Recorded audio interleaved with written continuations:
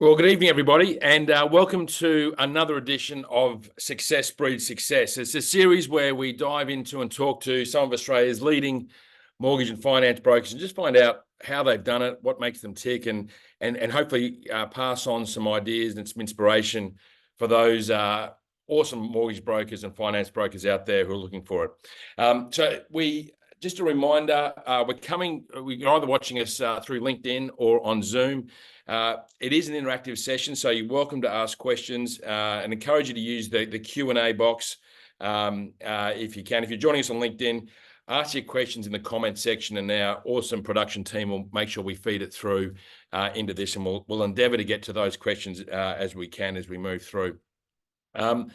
Today, really delighted to welcome Constantinou to this episode. Normally we focused in the past on residential brokers. I'm a residential guy. We've had some commercial brokers on the session before, but for those who aren't familiar, mortgage broking is in residential accounts for about 70% of all the mortgages that are done in Australia. About 30% go to banks directly, and about 70% goes through brokers. In commercial, that number's a bit lower. It's about 35%. We think it's hard to get the data, but it really is on a rocket ship, and we're seeing commercial market share growing, whether that's in commercial property, business finance, asset finance for commercial purposes. Been a really exciting sector. And so I'm delighted to be able to introduce Izzy to all of you, and looking forward to this session with Izzy. So Izzy, welcome. Thanks, Sam. I really appreciate the opportunity. So tell us a bit about, introduce yourself if you can, just to the audience, and tell us a bit about you and a bit about your journey to date. Just a quick snapshot, and we'll dive into some of these things as we go through the session.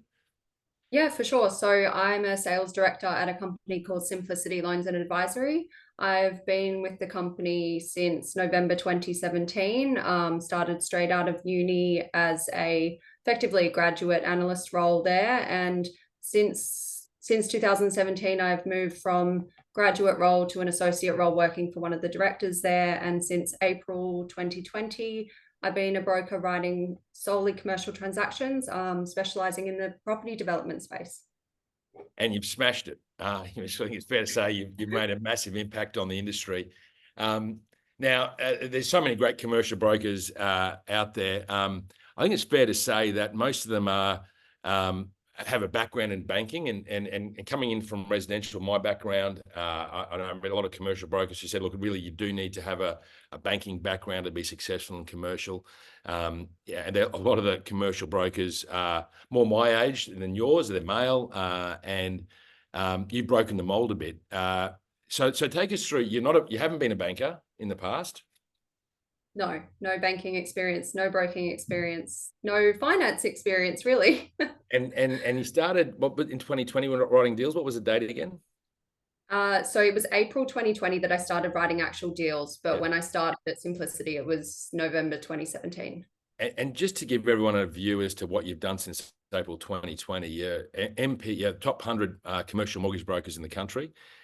You won the I can't remember, it was the Australian Banking Awards, the Commercial Broker of the Year at the Australian Mortgage Awards. You've had a phenomenal journey in such a short space of time. So really keen to dig into how you've done that. But let's go back to start. Like, what were you doing before you started at Simplicity, which really has been your home since you began your commercial journey? So previously, I was actually just working at a tech company as a receptionist, because at the time I was actually horse riding competitively, and that was kind of my core aspect of my life. So whatever job that I got into during that time was really just to fit in with the schedule for my training and my competitions with the horse riding stuff.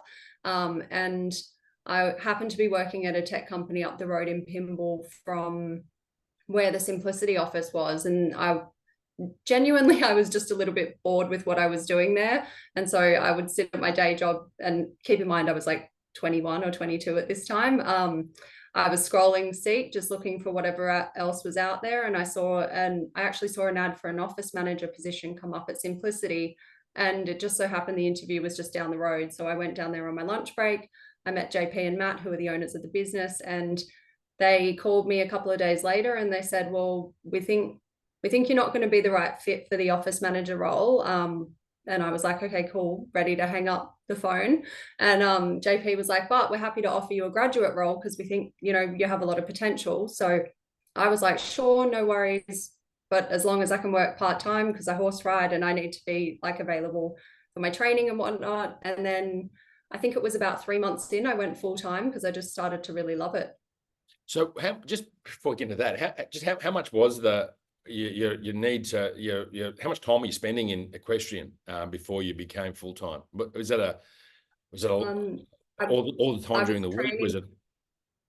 Yeah, I was training probably 4 times a week during the week, and my horse lived about 45 minutes out from Sydney. So I'd travel there early in the morning and then go to the office like after that.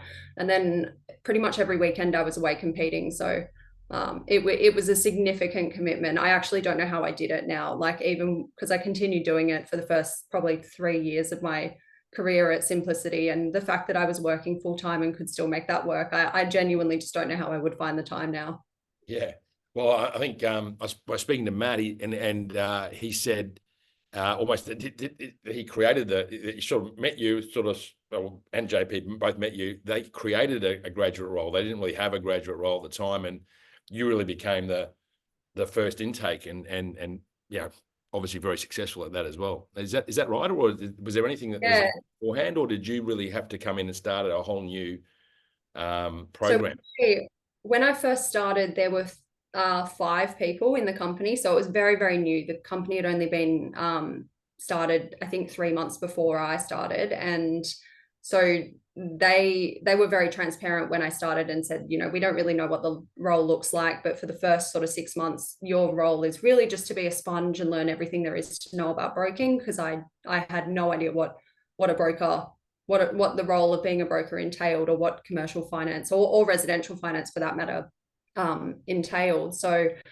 it was really, there wasn't a lot of structure, to put it that way. When I started, we really just did a lot of everything. I did a little bit of associate work, I did a little bit of office support work, really everything for the first 6 months, and then I became an associate for, I think it was Matt first that I was an associate for a period of time, and then moved into being JP's associate, which is where I got a lot of exposure to the property development construction side of the business. But yeah, so when I started, it was very, very small. And were you good? Were you always good at numbers, or were you? I spoke to Matt about like what did he see in you when he did that? And I'll share that with you in a minute. But when you came in and you started to fall in love with the industry, were you starting exposed to clients before that 3 month phase, or were you starting to work on deals, or was it purely around more office side rather than client facing side? Yeah, the first, and to answer your question, like I've always been a sort of maths person, numbers person, more than like maths over English, for instance, back in school and uni and whatever. I can easily do something numbers than writing an essay. And yeah, so the first 3 months, it was really just a lot of the theoretical knowledge around, like, I learned a lot about the residential lending side first, because obviously all of the compliance and stuff is transferable to the commercial space, and it's the foundation of being a good broker. So I did a lot of the theoretical side of it, and then yeah, within sort of three or 4 months, I started sort of doing some like support work for some of the deals that the boys were working on. Yeah, and so let's fast forward to today, and we'll probably go back and forth a bit in that journey. But so where you are now, what's a good month for you look like? Do you look at numbers of transactions do you look at number of clients that you help? Do you look at the volumes of business that you write? What are your measures of success and your KPIs or your goals that you have now as in your business? My goals now, as of this year, with my new role, I moved from an associate director role into the sales director role this year.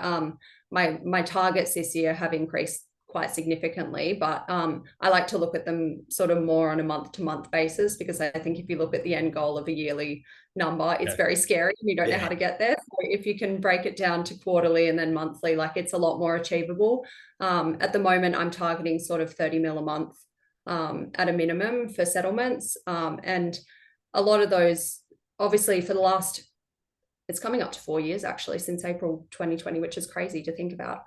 But over the last 4 years, I've obviously developed a portfolio of clients that have either repeat business or renewals or like extensions of loans and whatnot. So that's obviously factored into it as well. Like if a client's coming up for expiry or they need to renew a facility or whatever, that's obviously included in my targets. But yeah, generally what I'm targeting is a minimum of 30 mil a month. And for those that aren't familiar with commercial, what does 30 million look? I mean, 30 million is obviously a lot of volume, but in terms of how many clients would that be that you'd be helping in a month, or how many deals would that look like on average? It's really hard to answer that question, because I've got a $31 million deal settling next week, which that takes care of March. Can cover the whole month. But then some months it'll be 15 loans, all of smaller loan amounts. So it honestly, there's not really a methodology that I can put behind that. It's more because the client profile that I deal with, you know, I'm dealing with them from the initial site acquisitions to the development finance to the residual stock. So the loan amounts vary so significantly, and like each transaction, I'm trying to target a minimum of sort of, ideally a minimum of $5 million in a loan amount, like a single loan amount. But, you know, for my regular developers and stuff, they're always buying sites where the loan amount might be 2 mil for the initial purchase. So it's hard to put a number on it. And so you've gone from starting in the business really with no background in brokerage to in 4.5 years being able to do that. Also, you were doing the admin role before you started writing. What's been some of the key reflections on that journey for you? I'm sure it hasn't always been a straight line. Did you take to it like a duck to water at the beginning? Did you have, was there times when you had some real challenges and in that learning phase and to get to where you are today? Definitely. I mean, it hasn't been smooth sailing the whole way through, particularly when I started. Well, I'll jump around a bit timing wise as well, but when I started in April 2020 writing my own transactions, it's obviously just as COVID hit. I'd been JP's associate prior to that for the best part of 2.5 years, and we had written a significant volume of business and we're doing really, really well. And the minute I started writing my own transactions, all of the lenders changed their policy. The whole world collapsed with COVID, and I just felt like I couldn't get anything done, had no idea what I was doing. And honestly, that was really tricky to navigate, because the one thing that, or one of the key things that I've learned over the years is you can't help everyone, and it's okay to say no to a deal. It's just the longer you draw out a no, the worse it gets for you. So initially, when I first started writing my business, I was very emotionally invested in wanting to help everyone, wanting to get every deal done, and it's just not the reality. You can't help everyone. Some scenarios are just impossible. They're looking for something in the market that doesn't exist. So one of the key things that I've learned is, even if it's a no for a client, it's always better to put an option on the table. Even if you know it's not exactly what they want, if you can go to them and say, hey, what you want is unrealistic, it doesn't exist in the market, this is what we can give you, it's so much better than just going back to a client and saying, no, I can't help you. And generally, what type of options is that? Generally a price option, or is it generally, when you say options, or is it looking at selling versus as opposed to financing, or what type of options would you have to put in difficult situations? So, for instance, if we had to give an example, if we have a developer that has a really high leverage on the land, and it's now too highly leveraged to be able to refinance into construction without a significant cash contribution, they know that the ultimate worst case scenario is them selling the site. So we would just put an option out to them that is the highest leverage that we can obtain in the market to help them get out of the scenario. And then we would do a review of the other, if they have another portfolio of assets and stuff and see if we could raise the shortfall there. If we can't, we can only do the best we can. So we just go to them and say, here's the best we can do. This is the highest gearing we can get on the land. You either can sort out the difference or you can't. You have to make that call. Yeah. And then the other thing in terms of presenting options that has been really, really important, particularly in the development space, because pre-COVID, the trend was a lot of the seasoned developers have existing relationships with the banks. They didn't really know what the non-banks private space offered. So I find it's really beneficial to provide clients with a range of different options where it's appropriate. So you might provide a bank option, a non-bank option, and a private option with all of the reasons why they can and can't fit that criteria. I think that's a really good way to make the client feel like they're making an educated decision on which option they pick, rather than me just going to them and saying, bank doesn't work, here's a non-bank or a private option. And they're going, no, well, I want the bank pricing because it's cheaper. It's better you give them the education around it as well. Yeah, I'm sure that taking time and giving options is what clients expect from quality operators, is being control of a decision and have those options laid out for them clearly, and then someone to Sherpa them almost through that decision process, explain the pros and cons. There's a few questions coming through in the chat. Before we get to that, you mentioned about being an associate before. What was that role? What did that role entail, and how did you know it was time then for you to? When did you feel confident when you made the move to start to deal with clients directly, or did you feel it's a bit early, a bit late? I genuinely thought it was really timely. The work that I was doing for JP in the beginning, obviously when I first moved out of my initial graduate role into the associate role, a lot of it was just doing the application forms, preparing the credit submissions and everything. But the more exposure that I got to the different sort of deals, and to be honest, the construction space, to resi brokers out there that don't do a lot of commercial, the construction space seems really scary, but it's actually very formulaic. And if you can get your head around the formulas that are behind the feasibility calculations and everything, it's very easy. I think it's easy. So I started doing sort of the back office stuff for JP on his deals. And then he slowly sort of gave me more exposure on deals that he thought were sort of the easier ones in his portfolio, to liaise with the clients, liaise with the valuers and the solicitors and the lenders, and give me an opportunity, I guess in a way, give me an opportunity to fail and learn with them as well. And that method was invaluable because I learned very quickly what you should and shouldn't do.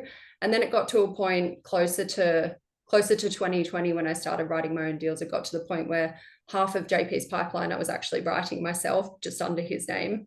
So I was managing sort of all the communications with the lenders and the clients. So I was effectively writing my own deals pre-April 2020 as well. It just, I became like an accredited broker on that date.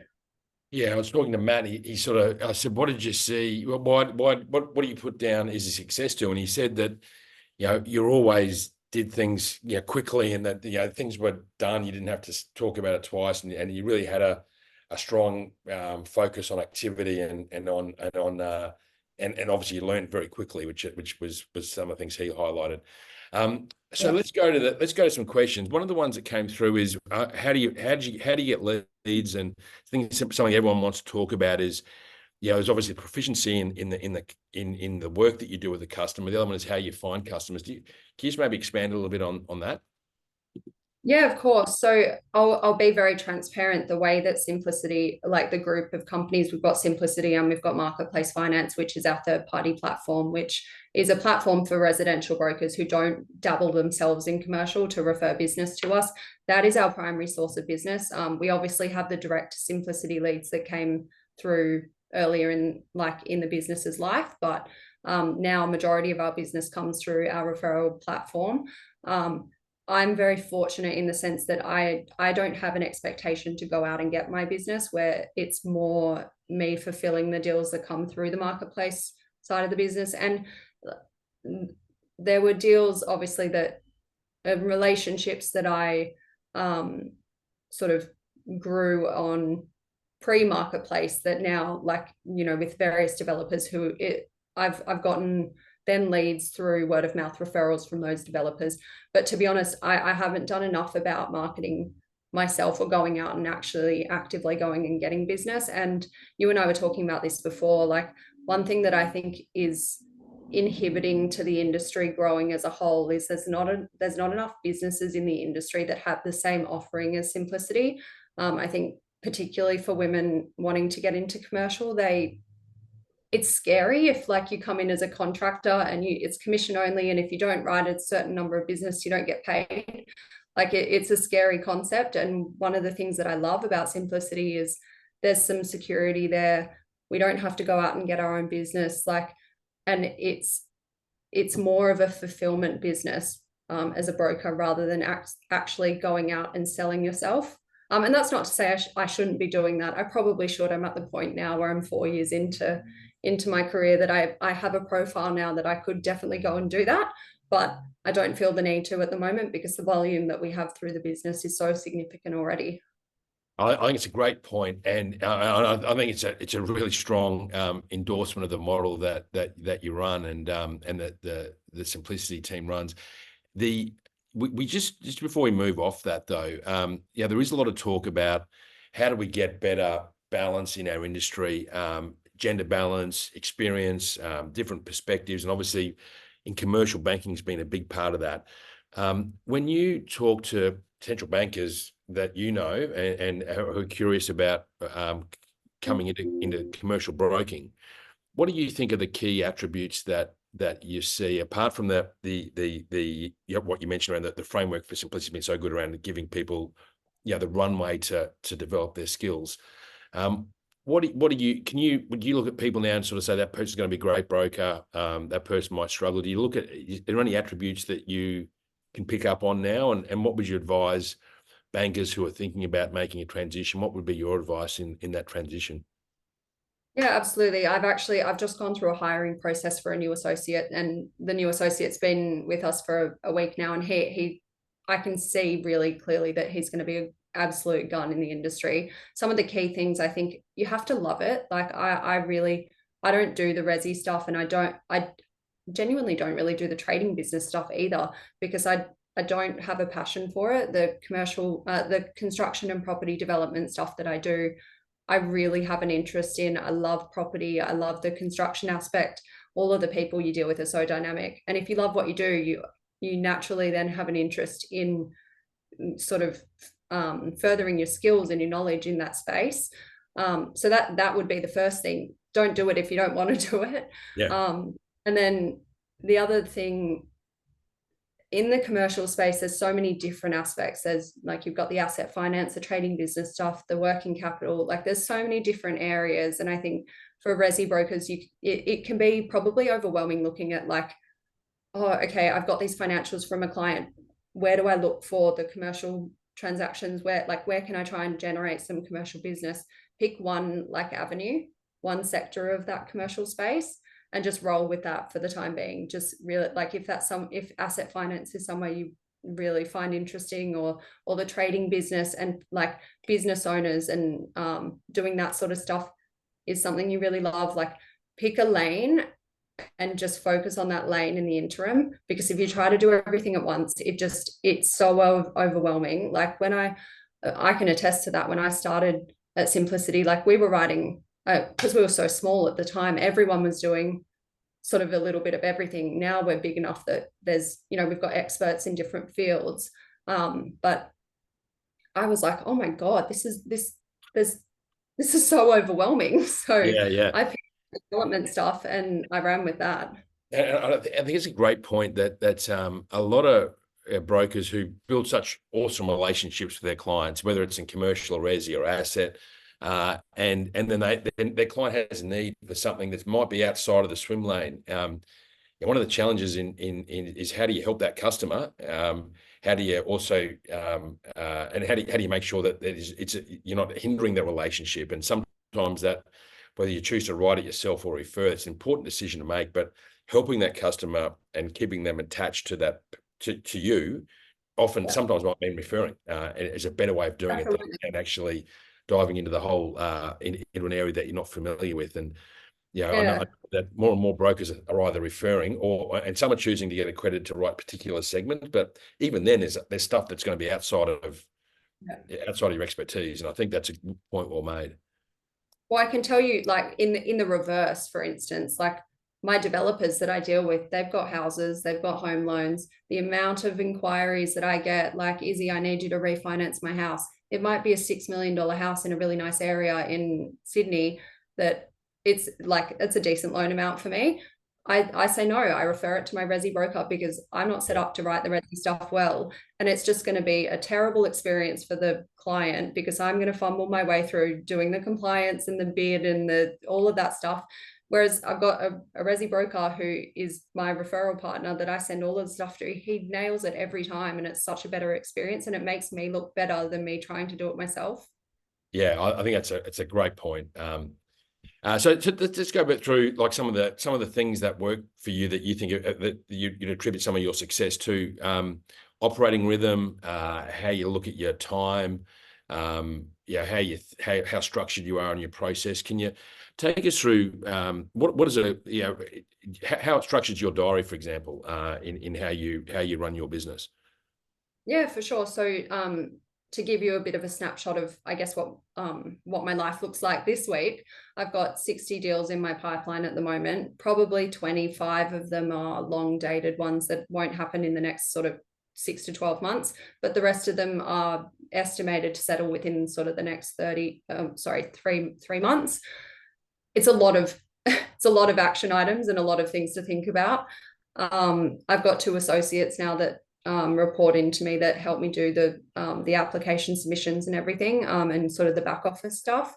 But every day, at the end of the day, I will write my task list for the next day. Sorry, because I think the worst thing you can do is get up in the morning and have to think about all of the emails in your inbox, all of the things that you need to prioritize. So I find doing it at the end of the day is so much more efficient. And same thing on a Friday. Like, no one wants to come into Monday and have to think about what you have to do for the day. It's so much better prioritizing and setting up your to-do list the night before or before the weekend, just so you go into the day ready and you feel like you're in control.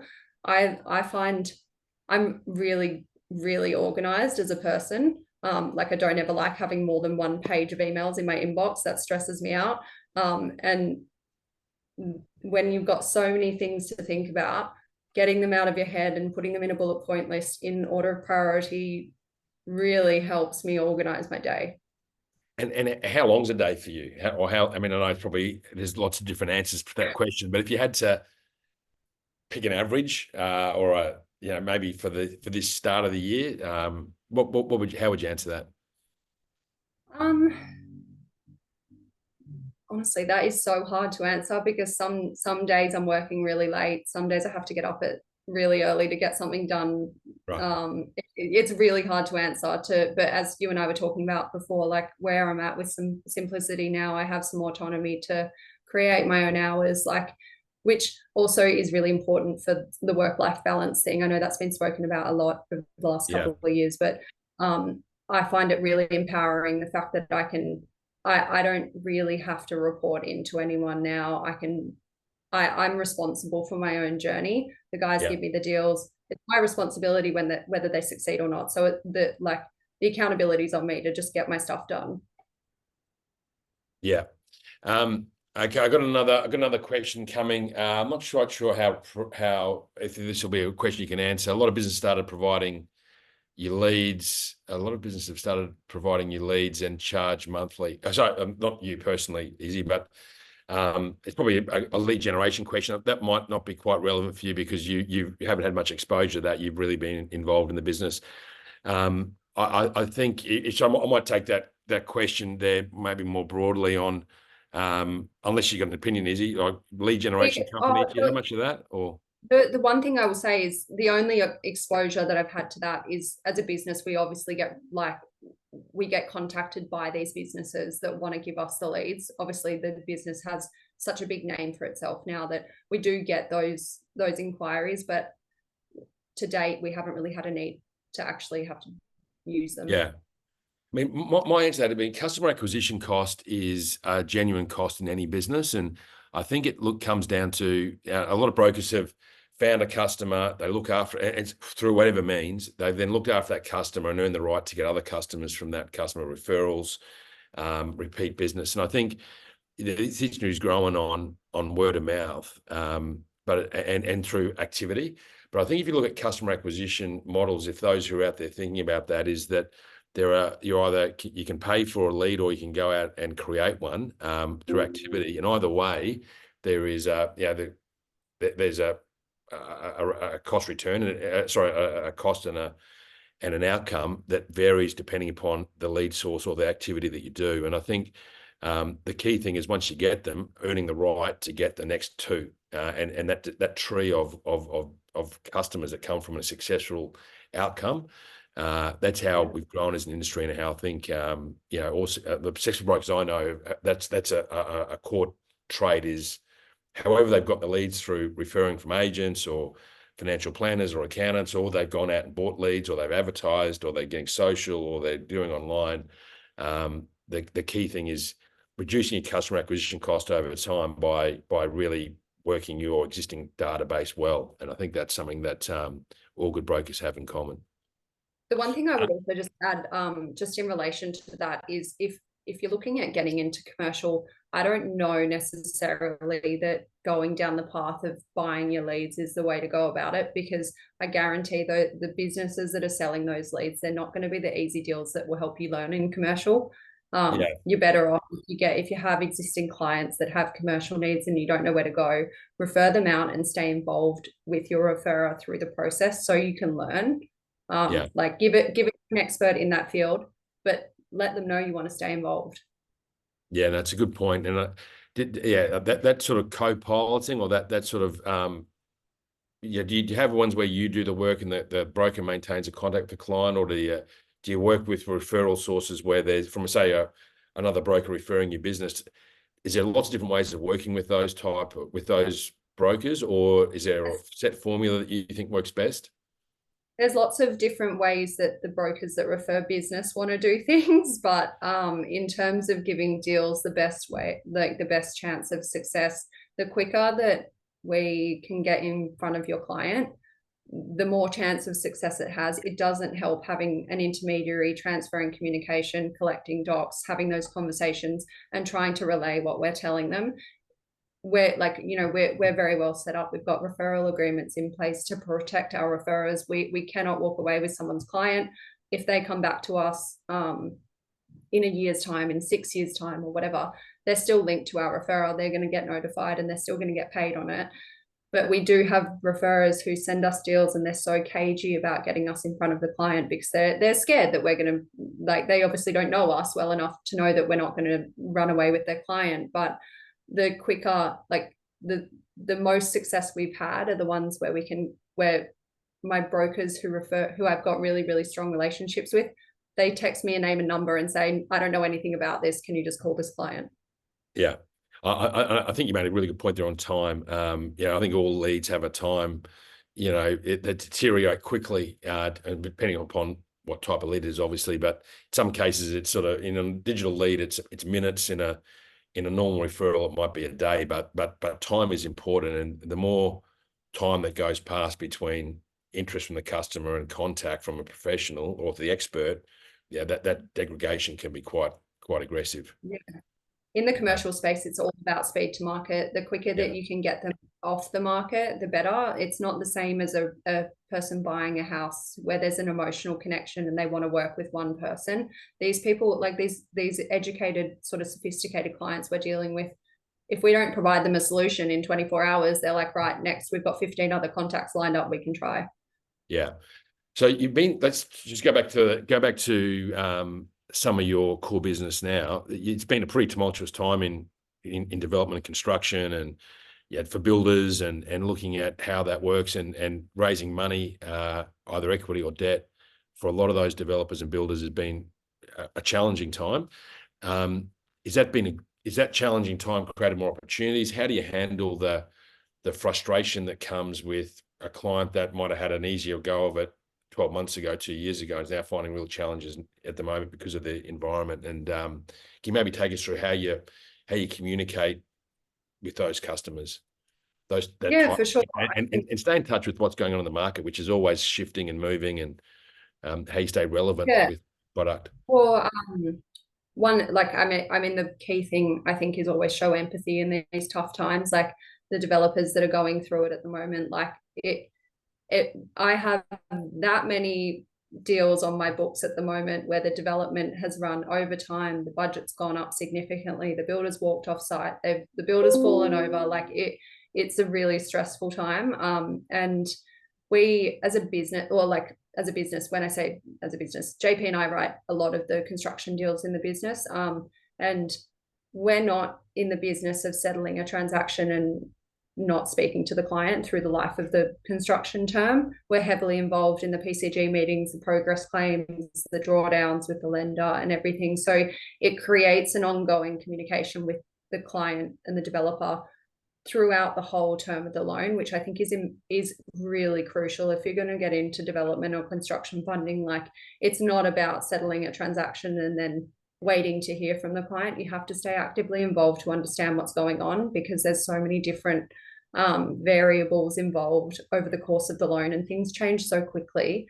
And just being able to know what's going on, to have an educated conversation with your clients. Like I reckon I've written probably in the last 6 months, maybe 15 renewals of construction loans, which doesn't seem like a lot, but it's because they've all run over time and the clients need to renew them with the existing lenders or refinance if it no longer works with the lender. And if you're coming in, if your client contacts you only at that point and you haven't spoken to them for 9 months, it's a very different conversation than if you've been actively involved.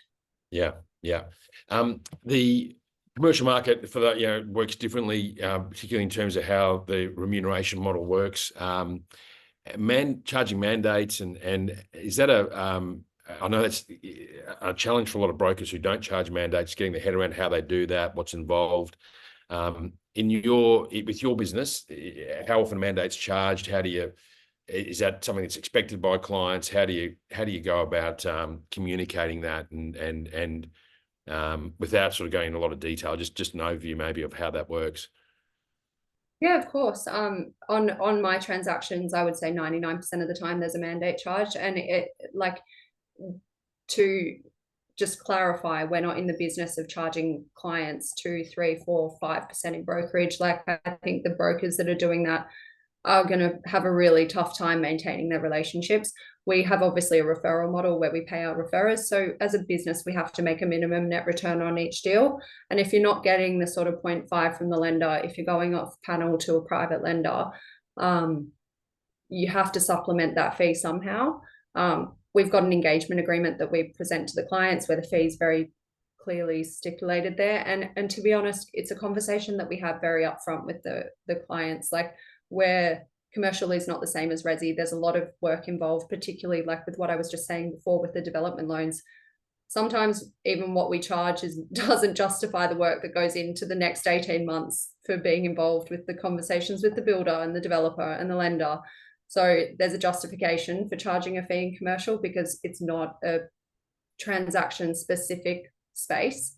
You're heavily involved. You effectively become an extension of the client's business, and you become part of their team. So there's a justification for charging a fee for that service.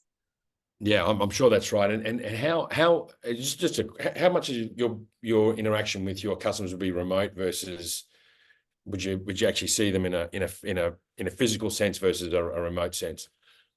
A lot of well, I do transactions all over the country, so a lot of my developments are in Victoria and Queensland, which is obviously hard to meet face to face. But we've now got an office set up in Melbourne, so I'll try and catch up with them if I'm down there.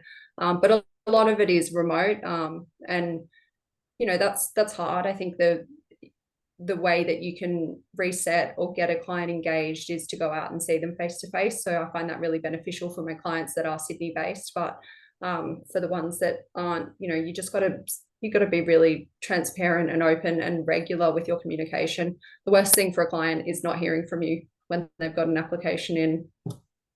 No, I'm sure that communication is just, like everything else.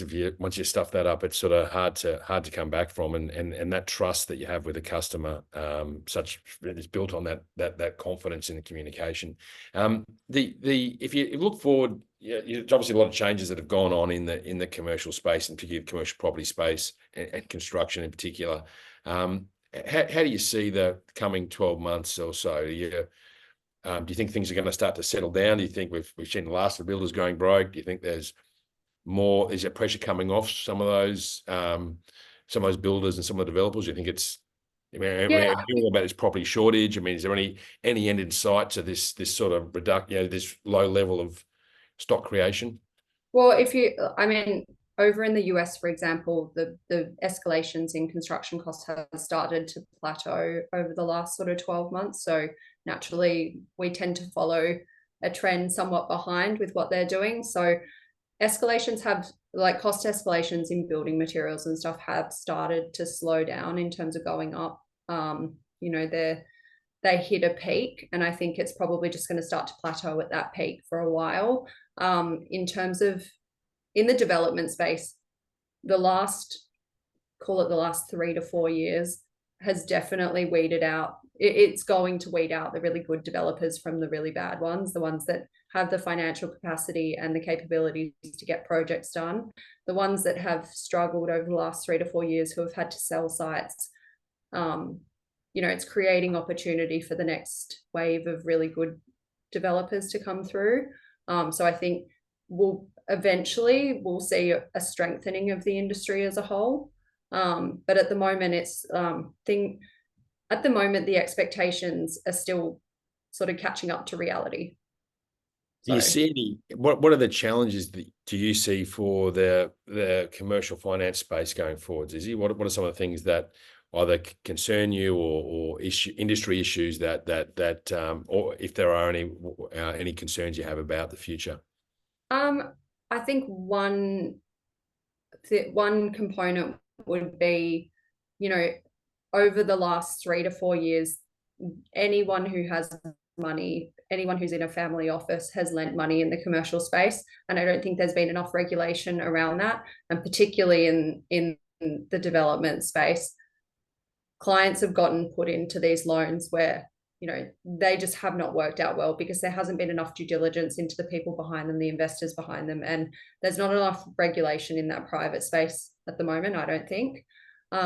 In terms of commercial, like the commercial broking market, there's obviously such a massive opportunity for more brokers to be writing commercial. We have such a significantly lower market share of clients than we do in the resi space, which screams that there's so much opportunity for brokers to be working with clients on commercial transactions. So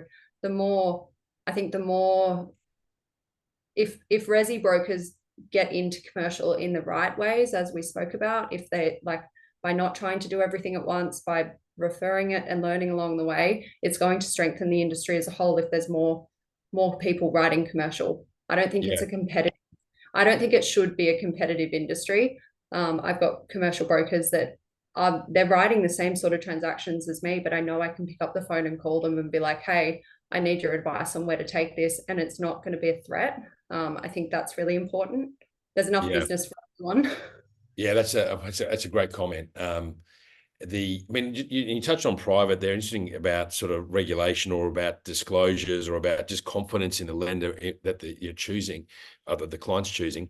That may not be fully understood by a lot of people on the call around private lending and where it's a non-aid, a non-bank. Or do you want to explain just in the principles of private lending and maybe some of the things that people may not be aware of around what to look out for if they are looking at a private lender? What are the good things about private lenders? What are some of the challenges? Just maybe give some context to everyone else on the call who may not be familiar. Yeah, for sure. Yeah, absolutely. So you've obviously got your major banks, and then you've got your non-bank institutions that would all be on panel with you guys.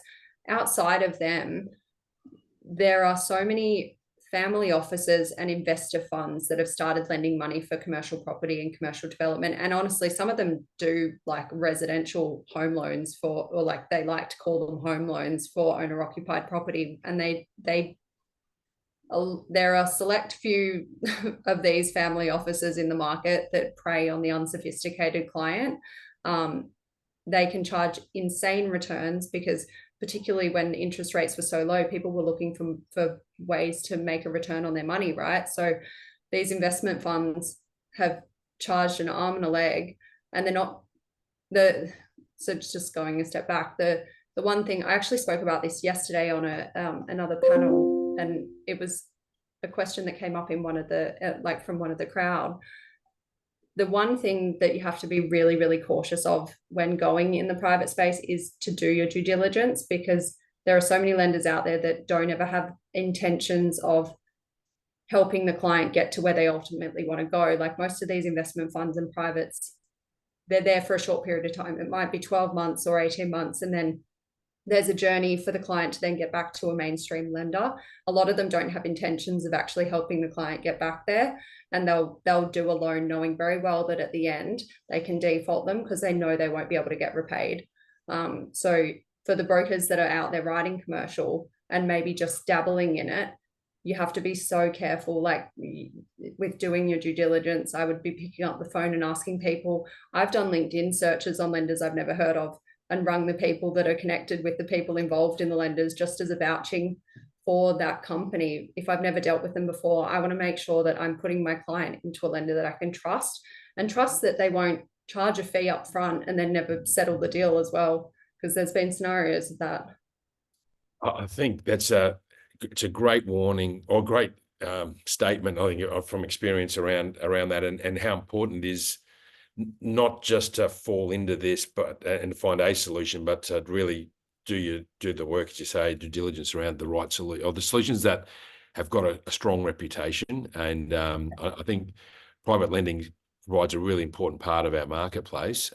It's just a matter of that, making sure that there's good ones and there's the not so good ones, and making sure. I've seen situations where clients have, or brokers have put clients into the wrong ones, and it's really blown up for both the client and the broker. And you just don't want to ever get in that situation. So I think it's a really good call out.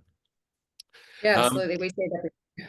Yeah, I bet. Do you have to, and I suppose helping those clients out is going to be hard too, is it? Getting clients out of those situations. If you come across a situation where a client's in something like that, how hard is it to get them out?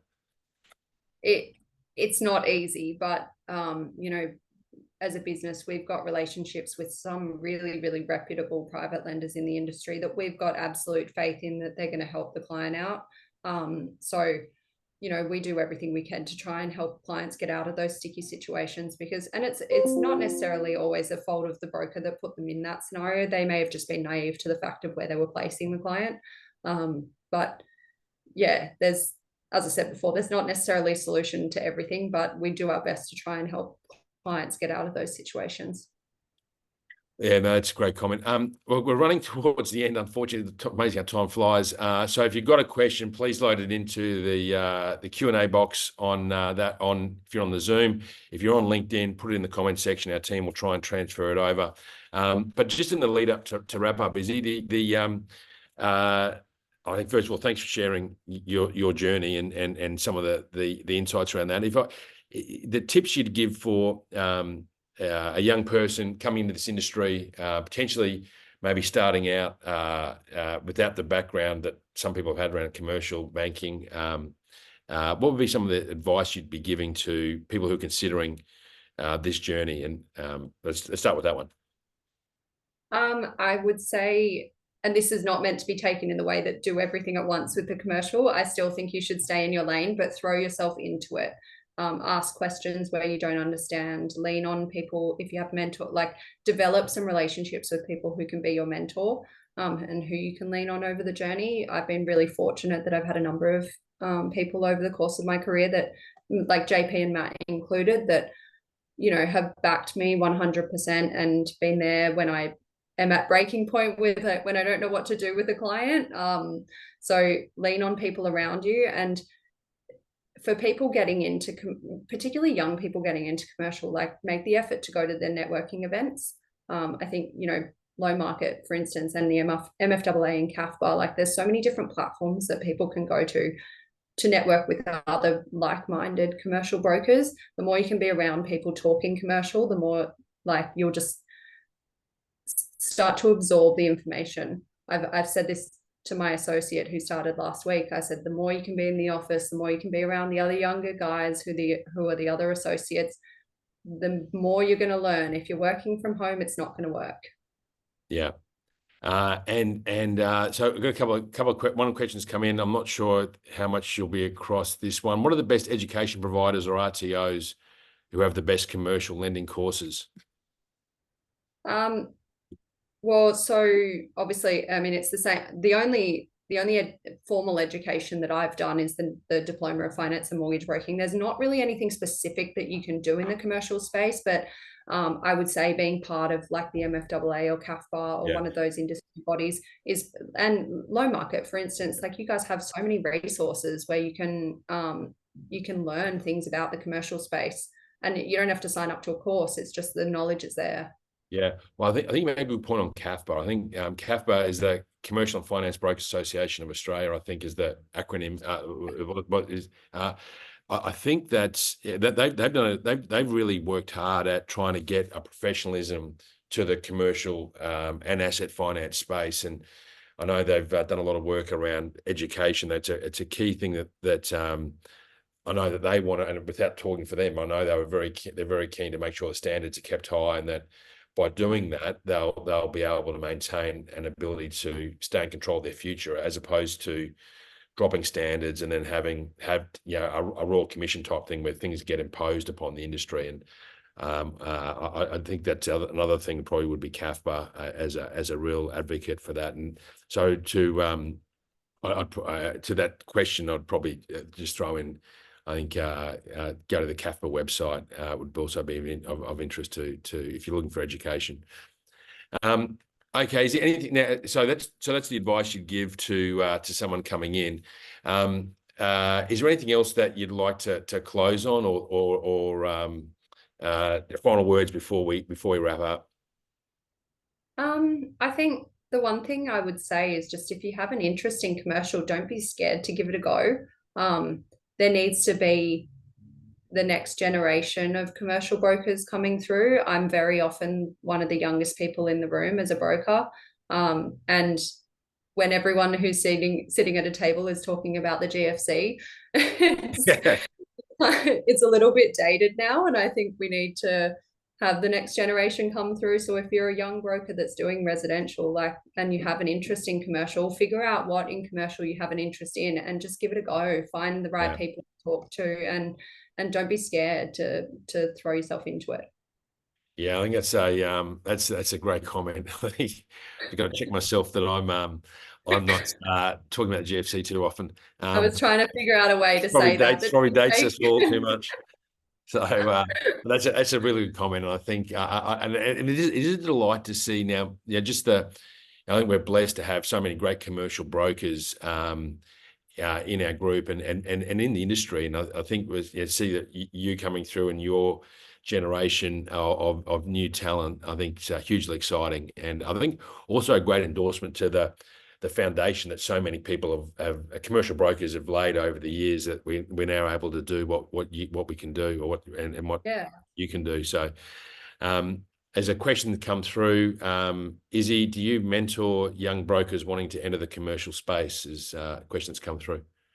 I haven't had the opportunity, but I'm more than happy to assist in any way I can. To be honest, when you say young brokers, I'm probably one of the youngest, so I've been the one needing the mentors to date. But now I'm obviously, I now have my associates that I'm training up to hopefully become brokers one day. So yeah, if there's people within the Low Market group that are resi brokers that want to reach out to me, you're more than welcome. Yeah, well, that's very generous of you, and I know you've probably got a gazillion things you're doing in a day already. But I think that associate role that you mentioned, both in resi and commercial, being able to